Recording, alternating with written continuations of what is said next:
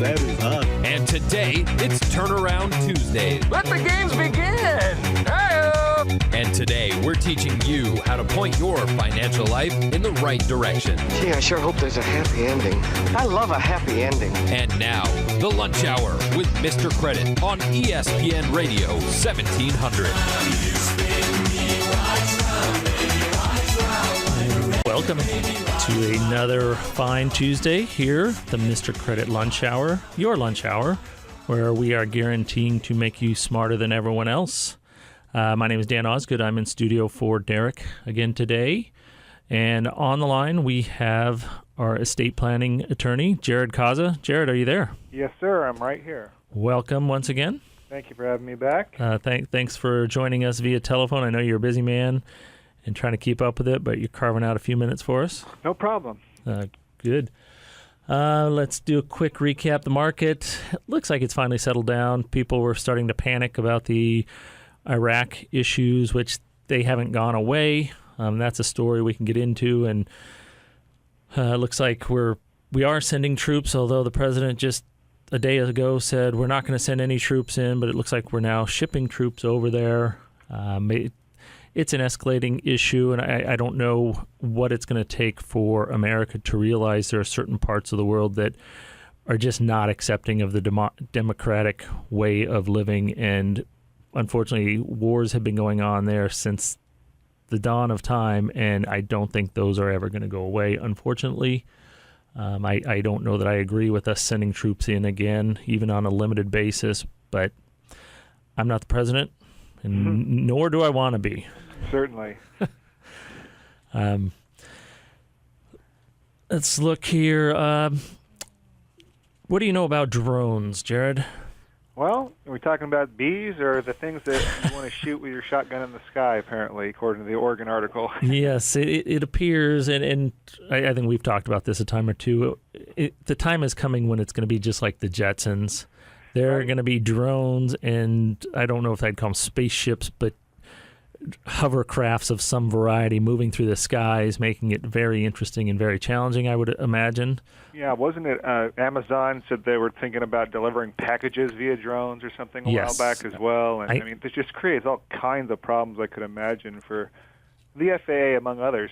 Right. Think about that air traffic controller job that you want or have, and imagine how much more of a challenge that's going to become, paying attention to not only every airplane in the sky at once, but small drones. And I think there's some that are even large enough to carry packages up to 40 or 50 pounds. I don't know the technology about the issue. I just know that it's one of those emerging technological discoveries that's now being implemented by consumers and people that provide goods. And, it's the next evolution of, like you said, the Jetsons are here coming. Yes, and we have an article we're going to discuss talking about your legal rights. Someone posed a question, looks like kind of a letter to the editor or since you asked column in a paper up in Oregon, Medford, Oregon. And basically, and I've seen a similar article where there was a boat captain that had a drone and was flying it over whales and taking pictures of them, which to me seemed like a much more or much less invasive tactic than driving a boat up right up on them and getting close to them to look at them. If you fly this drone over, you can see them, you can take pictures, and I can't imagine it stresses a whale out too much to see this small drone over their head versus a giant 80 or 90-foot boat pulling up right next to them. Yeah, certainly. And there was outcry over, the panic and the problems you're going to cause for these whales by doing this. That can't be legal.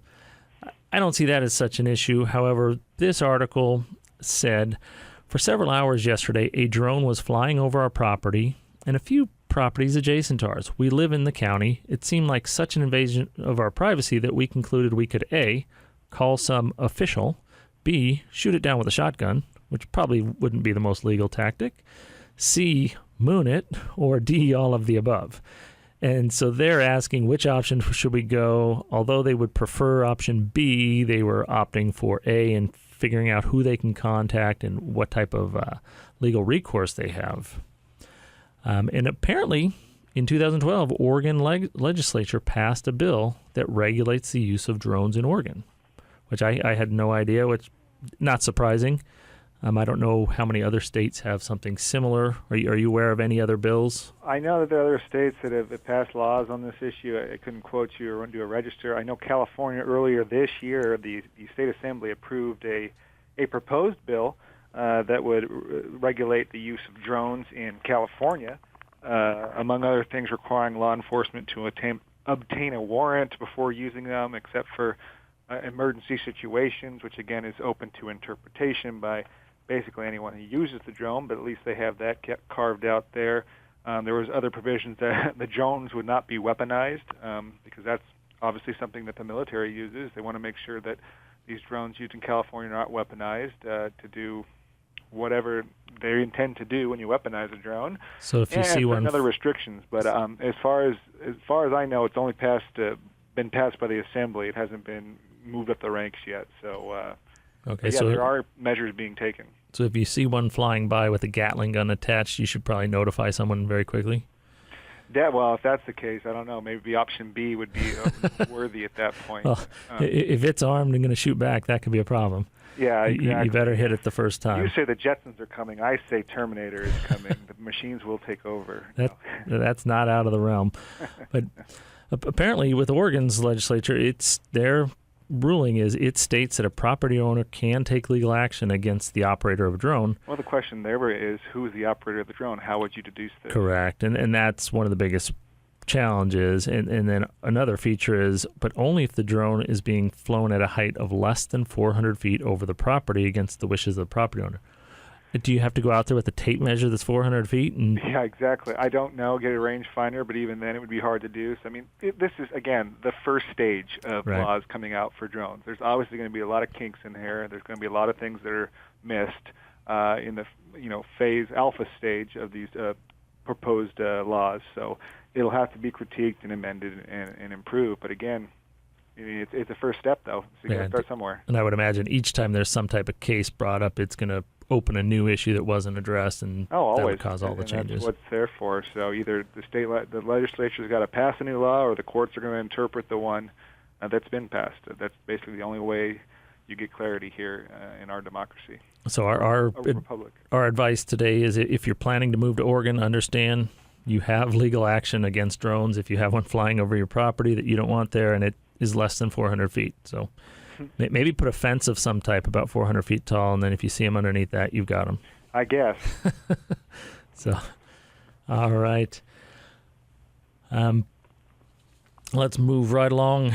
Jared is the estate planning of choice for Mr. Credit, and he is with Neil Dymott downtown. Very, very long-standing. What did you say? Just 50 years anniversary just recently? This 2014 is our 50th anniversary of the establishment of the firm. So that's pretty significant, I guess. Yeah. It's longer than most marriages last, so... you'd say that, but I went to a wedding this weekend, and there was a couple there that had been married for over 60 years. Wow. So it was quite nice to see. Yeah, at my wedding, we had a great aunt and uncle of mine that were there, and they had been married 70 years. Yeah, you hear those stories, so it can certainly happen. It's possible. It seems less common in this day and age. It seems like it's the older generation that happens, but you still hear great cases, high school sweethearts. We have a good friend of ours that just got married this weekend. She's 24, and they've been high school sweethearts, and they've been planning this for years. So, and they seem like there's no reason anything other than happiness is going to follow them. So it's still possible. But one thing I want to touch on very quickly, estate planning, that's a big part of what you do. Isn't it one of your primary responsibilities? Definitely, I would say it's one of my primary practice areas, if not the primary. Okay. And one thing I know is becoming more and more common these days, and it's very important that you understand and be able to kind of map out what these items are, is don't forget your digital assets. Because most people realize estate planning involves how to distribute your physical property, such as real estate, jewelry, maybe art, and odd things like that. But because the internet is growing so rapidly, and that's so much of how business is conducted, there is a big important part to your estate planning that is going to involve digital assets. Definitely. When we're talking about digital assets, I mean, You're talking about your online account access, passwords, even other things. Websites is very common. Who owns the website? Who manages a website? So if you have your own business, like web domain names. Yeah, web domain names. That would be inclusive of the website. Exactly right. So these are assets that can be distributed. And the real problem you run into is access to the digital assets. There's a lot of new laws out there with who can access certain assets. Obviously, there are password protections and other encryptions, and just all the privacy policies that are out. Privacy policies, and the companies that provide the online services and the other digital services that we're talking about here are going to be reluctant to just grant access to these websites and everything else while someone's incapacitated upon their death. They want something in writing that basically says that nominates a person that has access to this account. If you're dealing with them. And if you don't know the password, you have to go to the company and ask for their permission to access it, and it could be cumbersome. So, part of the estate planning package now we always recommend is if you do have assets on the internet, digital assets, keep your passwords together, either in a safe, somewhere like that where it's going to be protected, because, once the cat's out the bag, you can't get it back in again. But again, that gives your heirs and your administrators, trustees, the ability to administer those assets when you're unable to do so. And is that part of your practice where you will sit down with people and say, okay, now, what domains do you own? Do you own any? What are in addresses? Don't get that intensive with it, and partially it's just because if you did that for every case, you'd rack up a lot of bills for people on both sides of the aisle. And so we try to keep it as a cost-effective manner. If the client certainly wants that, we will offer that service. We can sit down and do that. But as part of the general package, I guess you call it, as part of the life plan, we don't sit down necessarily and go through individual assets. What we do provide is a questionnaire to the client that says, list all your assets, and we'll include a question, if you have anything digital or whatnot.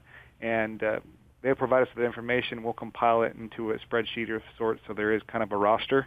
Okay. So at least it gives you a good foundation or starting point to jump from. And then just advise you to continue to monitor new acquisitions throughout your lifetime. Okay, and then with that, you would include those items, say, in a will or in the trust, and designate who you would want in order to attack this properly ahead of time. You would designate someone that would execute your wishes as they pertain to these digital assets. Certainly, and the type of asset's going to dictate how it gets administered or maintained, because it could be as simple as being able to access an account, a PayPal account, simply to close it, or simply to transfer whatever monies are held, on account there, right, into the bank account or something to that effect. So that's what we're talking about here. As far as ownership, you get into a different area with wills and who it gets bestowed upon, which can be done, but again, that just depends on the type of asset. It really just is a case-by-case basis. Okay, and something I wasn't aware, and I saw this recently, that websites such as Facebook, they will, that should be included, I would assume, and you have the ability of being memorialized on your death on Facebook, as long as they have a valid request from someone who is appointed by you. Well, I have never dealt with a Facebook situation as such yet in the practice. So I did hear something similar to that they do provide that service as far as how it's done. I have not gone through it personally, so I don't know what it would require, but that sounds accurate when compared to other digital assets that I've been a part of, or at least administration. And that is Jared Kaza. We're discussing estate planning and how to address your digital assets. You can reach Jared 619-238-1712. Once again, that's 619-238-1712. He is down at Neil Diamont downtown. Stick around. You may not like to find out what the Supreme Court just did with your IRA, but we're going to let you know.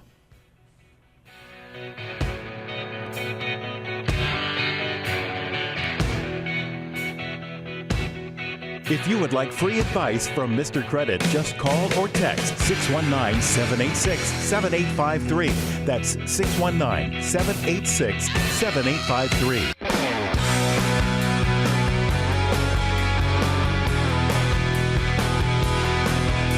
Welcome back to the Lunch Hour with Mr. Credit.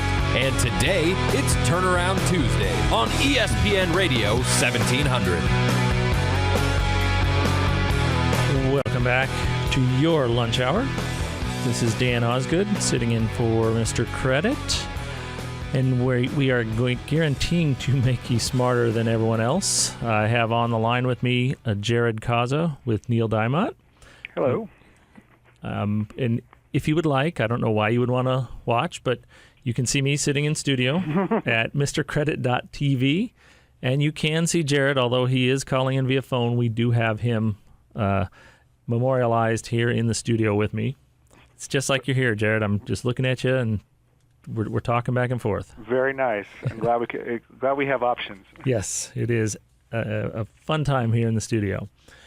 The Supreme Court, they're always up to, I think it's mostly good, but they have different rulings that come out from time to time that definitely require attention. And they did just that last week on Thursday. A unanimous ruling regarding IRA assets and how they pertain to creditors and the treatment. A big part of this, I think, has to, well, not really. The Supreme Court tends to rule just based on the facts. Would you agree, Jared? Try to anyway. I guess. It just depends. The court has always been an evolving body depending on who's sitting in there. It really is. I mean, you have your traditionalists that look just at the plain language of the law and the facts, and you have others that look far more progressive. So it really just depends on who are in the chairs. Okay. Well, this particular case, they decided how bankruptcy laws treat IRAs inherited from family members. And in reading through this article, this was in the dailyfinance.com. And the article is titled, "You Won't Like What the Supreme Court Just Did to Your IRA." And basically in this case, a married couple declared bankruptcy, and they owed about $700,000 to creditors. So they racked up quite a significant bill. This couple, they sought to have an IRA that the wife had inherited from her mother excluded from the assets available to the creditors, arguing that bankruptcy law provides creditor protection for retirement accounts. However, it looks like the Supreme Court is ruling it's not the same as your own IRA assets, because the bankruptcy law protects a person's own retirement accounts, such as a 401k. That is one big advantage to participating in a 401k and keeping money in a 401k, is those assets are protected from creditors under laws governing employer-sponsored retirement plans. And then there were some amendments about a decade ago that made most rollover IRAs from a 401k and similar type plan, like a 403b, exempt from bankruptcy creditors as well. And then I've not heard this, but this article says an additional amount of about $1.24 million from IRAs in which you made direct contributions yourself. So there are laws in place to really protect and give you the ability to provide for yourself going into the future. In the bankruptcy law, there is that distinction. But this past week, the Supreme Court made it pretty clear that with inherited IRAs, one of the main, I think, deciding factors was if you're an heir of an inherited IRA, you have the ability to take money out at any time without facing the penalties you would be subject to if it was your own IRA. Yeah, I think that was a big factor considered by the court in rendering this decision. I agree, because you're forced to penalties, because I believe if creditors are entitled to any assets that were IRA assets, not only would you pay tax on those assets while you're taking them out to give to the creditors, you'd be subject to a 10% penalty on top. So you're getting dinged all the way around on those assets. Mm-hmm. And that appears that this is the greatest deciding factor, is the fact that you can get to this money without significant consequences versus your ordinary IRA assets where you're going to have the consequences.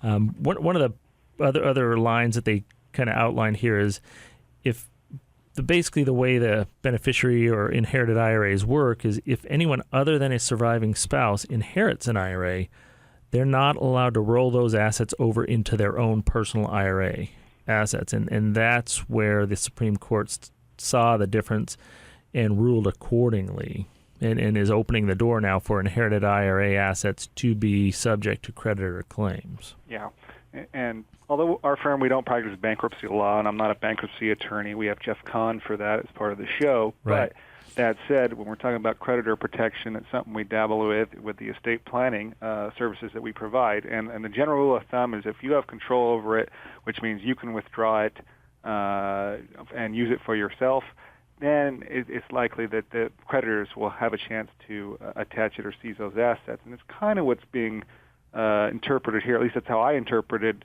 this ruling, is that, you get an inherited IRA, you can't roll it over into your own, so we'll draw the line in the sand there, that if it's rolled over into your IRA, it's protected under the current bankruptcy framework. However, if you inherit the IRA, I don't like using the term found money, but it's kind of the way they Right. looked at it here with this ruling, and to say, look, the IRA is set up for your retirement, but as Dan mentioned, you can take withdrawals without incurring any penalty, and because of that, and I really agree, that's kind of the point of emphasis here on why the court ruled that, you know what, if you rack up creditors have rights too. Right. We don't always like to admit it, but they do, and if you have that kind of those assets are available, they should be used to pay your debts. Correct. And part of this article, right towards the end, it says, for those of you who plan to leave substantial amounts in IRAs, you can consider making sophisticated changes to your estate planning, such as establishing trust to receive that inherited IRA money rather than leaving it outright to heirs. But with that, you better use a good, proven professional, because you don't want to go use a LegalZoom or one of those and not do this correctly, because you're going to really shoot yourself in the foot and subject yourself to some significant tax consequences. Exactly. I think it was last week or week before we talked specifically about how there are estate planning attorneys that just focus on retirement plans and similar types of vehicles because of the very complex and specific tax laws that are attached to these type of assets. They kind of created a little niche in the estate planning legal market for these services, and I would even probably recommend getting a specialty estate planning attorney to focus on this particular area with the IRA, inherited IRA, creating a trust specifically for the inherited IRA, because, as Dan mentioned, you get a couple words wrong and it really opens the door to creditors, and that's the whole reason you create one of these trusts. So that's why this is a specialty field. Absolutely. And I always recommend people go use a professional whenever possible. Get someone that specializes in that is all they do. Someone such as yourself. If someone has any estate planning needs, questions, I highly recommend you sit down with Jared and get a free consultation and find out what you can and can't do based on your situation. And that will really pay dividends in the future when something comes up and needs to be addressed, and you've got it all outlined in your estate planning documents. If you do want to reach out and speak with Jared, you can call him 619-238-1712. Once again, that's 619-238-1712, or just email mrcredit.org, and we can put you in touch with him as well. Let's go to a quick break here. We've got another number of stories here, but we don't have enough time to get into the next one. But when we come back, we will discuss 3 very important estate planning questions you need to ask yourself while you're going through these steps. And I know Jared will probably point you to these questions as he sits with you. But you are listening to Your Lunch Hour, Mr. Credit, ESPN 1700.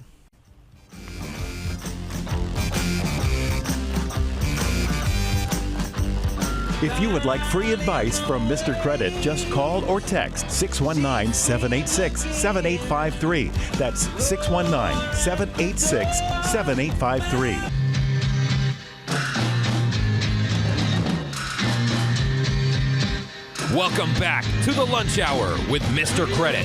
And today, it's Turnaround Tuesday on ESPN Radio 1700.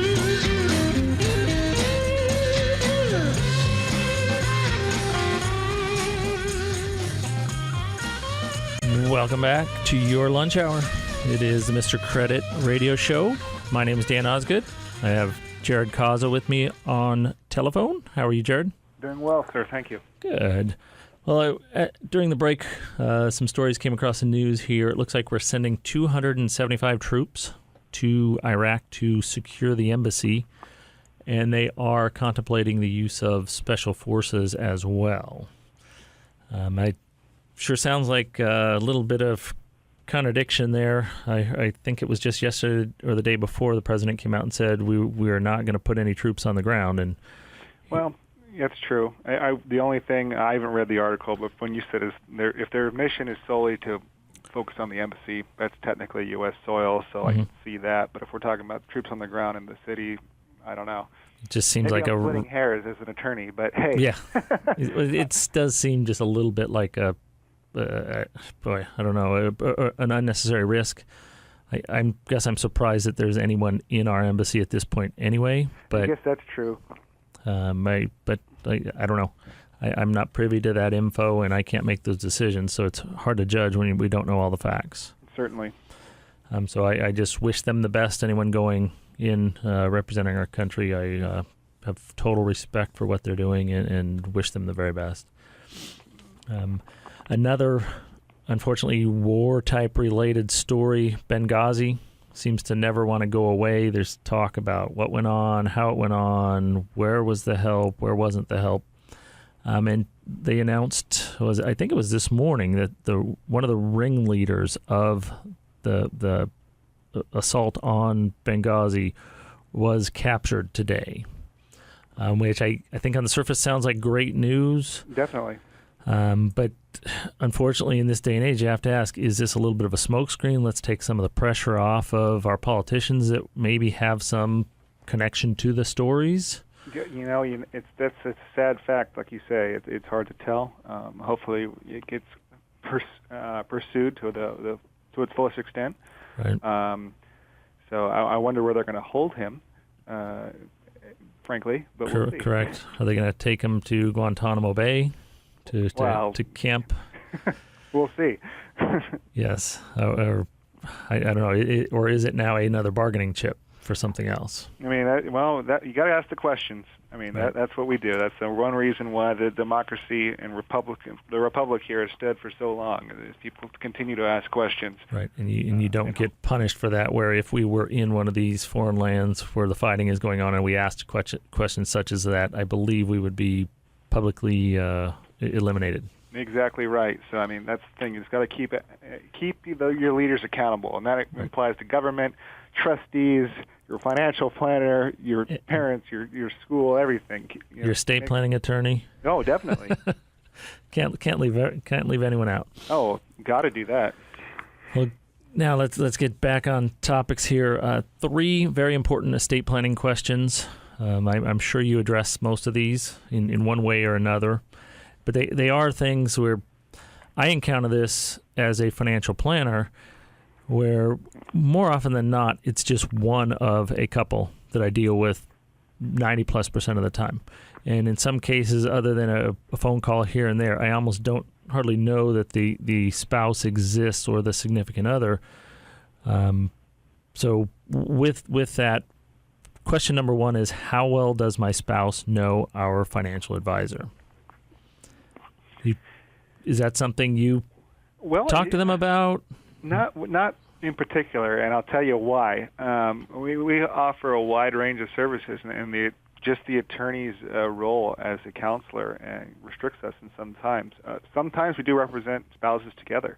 We create a joint trust, and in those circumstances, we represent the unit, the marital unit, and therefore there's no attorney-client privilege between the two.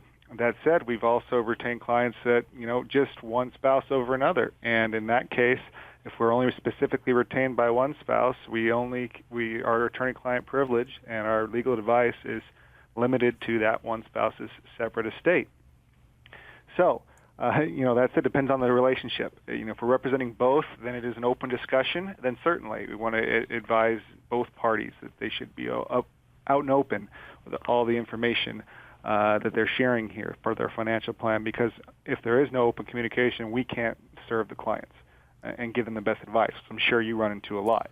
Absolutely. That's a big challenge I face on a regular basis where I'm constantly dealing with one person, and I've been given authority by the spouse to take instruction for their joint assets.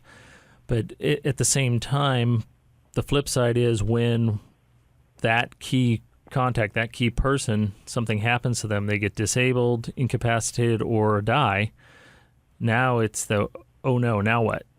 Conversation where it's a challenge where luckily if they have everything, if they're doing proper financial planning with me, we know everything that's going on, so I can get that information to the surviving spouse that maybe isn't up on the day-to-day events in their accounts. And we definitely address that. It's one of the key things that I like to note is I always like to suggest that you keep your successor trustees, which in most cases is a surviving spouse, advised of your situation, your desires, your goals, because that understanding that you can convey here before you do pass away or something else terrible happens is invaluable, because otherwise you're scrambling to learn everything, and you really can save a lot of time by just getting out and open about it. And I have seen cases where maybe it's one spouse has passed away years ago, surviving spouse still there dealing with everything, they pass away, and now the kids are stuck. Yep. And have no clue what mom or dad have been doing for the last 50 years, and just randomly find a statement that might have my name on it. I get a phone call, hey, heads up, my dad passed away, don't have a clue what he's been doing, can we meet? Mm-hmm. And that creates a challenge. So not only your spouse, but those additional beneficiaries, it is a pretty good idea to at least introduce. You don't have to disclose everything you have or everything you're doing. Make the introduction and create a list of, which I find this to be one of the most important things. Find a list of the important financial people in your life. Your estate planning attorney, your financial planner, your broker if you have one, your insurance person, with their contact information, and make it available to your spouse, to your kids, to whoever might inherit the potential mess. Definitely. No, I agree with that wholeheartedly.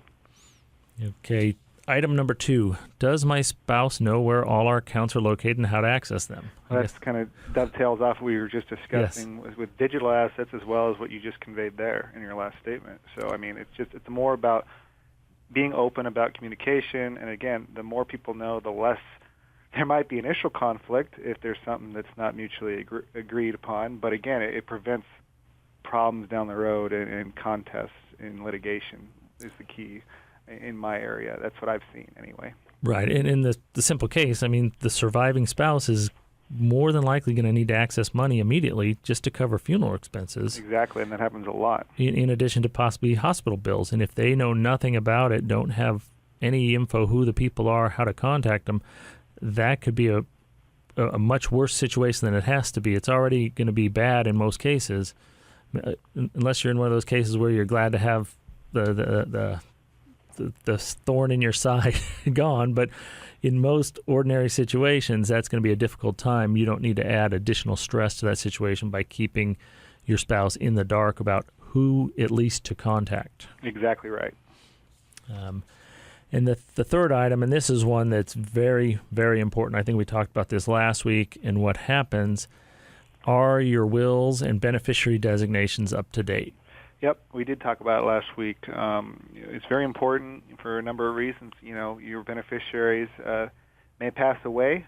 You may have named a friend as an heir to your estate, and he or she may no longer be a good friend down the road. Divorce is a big factor as well. The births of children. I mean, there's a lot of changes that in your lifetime that have to be addressed in your estate plans constantly. Otherwise, you may be stuck with what you intended when you created your trust when you were 30. Right. If you don't make any changes, or earlier, you're a different person, and different events happen. So you got to roll with the punches and update your plans accordingly. And once again, is there a timeline or just life events that you recommend as far as a review just to make sure you are current? We always promote life events and just a reevaluation. You don't even have to call your attorney necessarily, but every 3 to 5 years to look at the estate plan again and make sure that it's what you want. And that's in addition to life events. When I said life events, we're talking about births, deaths, divorce, certainly, falling out of business relationships, big life changes, and you're aware of them when they happen. Your Right. life does change dramatically. Moving out of state, for example, might have issues with taxes. It's a big event to look into, whether you need certain provisions anymore. So these are the type of the life events, as you put it, Dan, that we really emphasize updating and Right. a review of your current estate plan. And one of the big things we talked about, just the beneficiary forms for any type of retirement account. You can set up what's called a transfer on death designation for a normal taxable account that functions very much like the IRA beneficiary form, where you can designate someone that gets that money and help avoid some of the probate issues. Certainly, and then maybe even some bankruptcy issues. Right. And you can kind of create a blanket in a trust that would say, okay, these are my two kids. This is what I want if they have kids then. But it definitely makes sense to go back, revisit that once a grandchild is born and put them in as you see fit. We can do that. Yeah, I've done that recently for a number of clients. We always include in the trust a contingency plan, as you put it. It goes to grandkids and whatnot. You don't name them specifically by name, but that's an option you can do later. And there's a lot of other rights that you can grant to named beneficiaries in trust. So it is important to reevaluate them when those life events do occur. All right. Well, Jared, I know you have to go. Thank you very much for joining me again today. Yes, thank you for having me again. Yes, and that is Jared Cazzo with Neil Dimott downtown. Great estate planning attorney. You can reach him 619-238-1712 or email mrcredit.org, and we will put you in touch with him for a free consultation. Stick around. You're listening to Your Lunch Hour, ESPN 1700, where we guarantee to make you smarter than everyone else. If you would like free advice from Mr. Credit, just call or text 619-786-7853. That's 619-786-7853. Welcome back to the Lunch Hour with Mr. Credit. And today, it's Turnaround Tuesday on ESPN Radio 1700. Welcome back. We are heading down the home stretch on a Turnaround Tuesday. This is your Lunch Hour, Mr. Credit on ESPN 1700, where we are guaranteeing to make you smarter than everyone else. Interesting story I saw today on Bloomberg. Just before I headed into the studio, I thought I'd bring up the Clintons have been in the news quite a bit lately. Last week, Hillary was crying, "Woe was us, we were broke when we left the White House," yet they file on their mandated information sheets that they have somewhere between $5 and $50 million in the bank, and there's been further delving into that, and between two accounts at J.P. Morgan Chase, they have somewhere close to $50 million for sure, which everyone would assume that if they were naming a range with that big of a width to it, they were probably in the upper end of that. But this story, it's pretty common, and it's a little bit frustrating for me as a financial planner and as far as the government being involved. It says, wealthy Clintons use trust to limit estate tax they back. So for years, Bill and Hillary Clinton have supported an estate tax, which would prevent the U.S. from being dominated by inherited wealth, because currently we have the largest amount of wealth kind of transferring at this point because of the baby boom generation. That is by far the wealthiest generation to date in mankind. And as this population ages, they're going to be transferring that wealth to heirs and beneficiaries. And by doing that, there are ways to limit the tax consequences of that transfer of wealth. And so the Clintons, even Warren Buffett has backed this, yet all of these same people, these ultra-wealthy people, they look for the loopholes and they find ways to not have to pay a penny in taxes. So it's a big hypocritical view, and basically do as we say, not as we do. And I'd like someone to kind of hold them accountable, hold hold all of these people accountable that are saying, oh, we have to do this because if we don't, then it's going to hurt America, yet we're not going to do it, and we're in that top 1% of the people that have most of the money. So it's a lot of finger pointing and not a lot of action that is consistent with what they're really, really touting. So enough of that, enough of my soapbox there. One big question, people always are concerned about outliving their assets, so that they spend down all their retirement savings, and Social Security just isn't enough to get them by any longer and basically running out of money. Another question that could have a real impact on that is, will the end-of-life expenses eat up your estate? And that's a very important question to ask, because that there's a higher probability of someone becoming disabled than dying in just about any given time period. So with that, if you get disabled, what impact is that going to have on the wealth that you have built up over the years? One really important thing to look at, and this is a study done by Genworth Financial, who is one of the largest providers of long-term care insurance. The reality is long-term care facilities average somewhere around $7,200 a month. That is a huge amount of money. And those costs are increasing somewhere around 4% a year.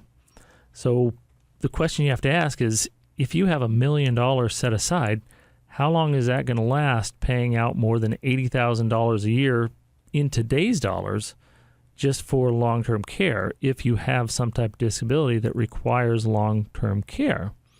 And this does create a need and really a discussion to emphasize the importance of long-term care insurance and the need to sit down with someone and determine whether or not a long-term care policy makes the most sense or not for each situation. If you have huge amounts of net worth and lots of liquid cash, maybe you can offset. Maybe you can afford to pay for a long-term stay at whether it's a nursing facility or just you need nursing care from now until the end of your days.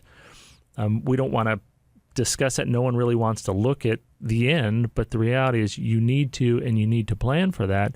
In long-term care, I know Derek talks about this a lot and the importance of it. It plays a very important role in whether or not your nest egg will last. The other ideas that could be put in play is trying to reduce your assets via estate planning. So gifting money out of your estate well in advance of a potential long-term care need. Then you could basically be out of assets, out of money about the time that Medicare can kick in and foot the bill, which this seems to be a little more controversial because it's basically pushing the tab out on the government, giving the bill just another way of kind of looking for handouts. Medicare was developed to help people in difficult situations, but if you have the assets, the controversy is, should you legally be able to give those away so that you can qualify for Medicare and then live off the government and create another burden on society or the taxpayers? So who's paying most of the bills? It's us. It's the taxpayers. It's everybody who is out there working and paying their taxes. And basically, the importance of the long-term care and how it fits in, there are many types of policies, so it would be very important to speak with someone that is very well-versed. Do your research online. There's tons of information out there. It can be overwhelming, can be confusing, but there are policies out there that function and kind of double as an insurance policy that builds up cash value with a death benefit, plus a long-term care aspect to it. So if you come across a situation where you're needing long-term care, you can access it as a long-term care policy. If you don't need it and you pass away, there is a death benefit that goes tax-free to your beneficiaries or your heirs. And the other option is if you get to an older age, say 90 years old, and you look and say, well, gee, I'm not disabled, I don't need long-term care, I'm not dead, I'd like that money that's built up. There is a cash value that you can take out. So there are a lot of opportunities in the long-term care market, and the insurance industry is doing a lot to really build a product that fits for everyone or at least options available for everyone. So I really think that it makes a lot of sense to at least go find out what's available in long-term care, just for the reason of you don't want to outlive your assets. You don't want to be caught in a situation where you have no money left, you need long-term care, and it's not available to you because you can't afford it and you don't qualify for Medicare just yet. Well, that about wraps it up for a Turnaround Tuesday. This is your lunch hour, Mr. Credit, ESPN 1700. Enjoy the rest of your day. We'll talk to you next week.